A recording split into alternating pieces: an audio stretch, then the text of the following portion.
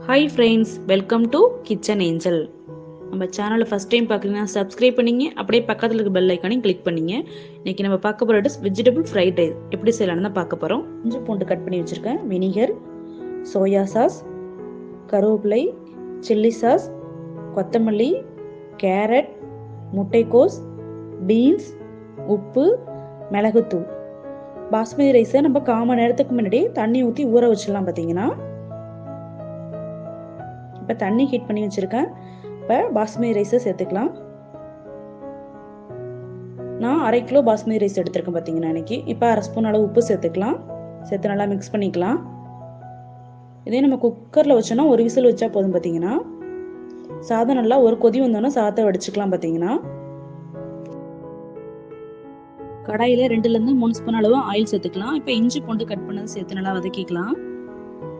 அடுத்தது ஆனியன் சேர்த்துக்கலாம்.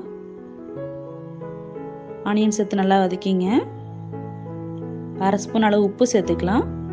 சீக்கிரமாக ஆனியன் வதங்கிரும் நம்ம உப்பு சேர்த்தோன்னா. பார்த்தீங்கன்னா அடுத்ததாக வெஜிடபிள் சேர்த்துக்கலாம். 1 கப் பீன்ஸ் சேர்த்துக்கலாம்,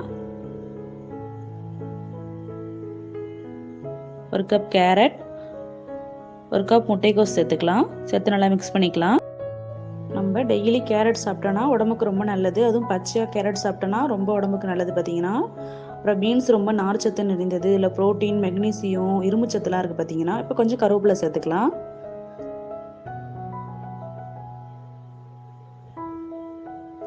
அடுத்தது 2 ஸ்பூன் சோயா சாஸ் சேர்த்துக்கலாம். 1 ஸ்பூன் வினிகர் சேர்த்துக்கலாம்.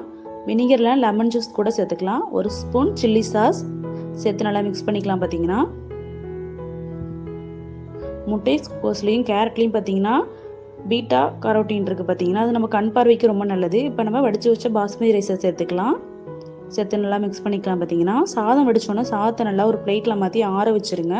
அப்போ தான் சாதம் நல்லா பொலப்பொலன்னு இருக்கும். 1 ஸ்பூன் மிளகுத்தூள் சேர்த்துக்கலாம். சேர்த்து நல்லா மிக்ஸ் பண்ணிக்கலாம். இப்போ வெஜிடபிள் ஃப்ரைட் ரைஸ் ரெடி ஆயிடுச்சு. பார்த்தீங்கன்னா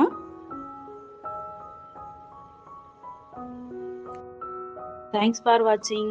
வீடியோ பிடிச்சிருந்தா லைக் பண்ணுங்கள், ஷேர் பண்ணுங்கள், கமெண்ட் பண்ணுங்கள். நம்ம சேனலை மறக்காமல் சப்ஸ்கிரைப் பண்ணுங்கள். பக்கத்தில் இருக்க பெல் ஐக்கானை கிளிக் பண்ணுங்கள்.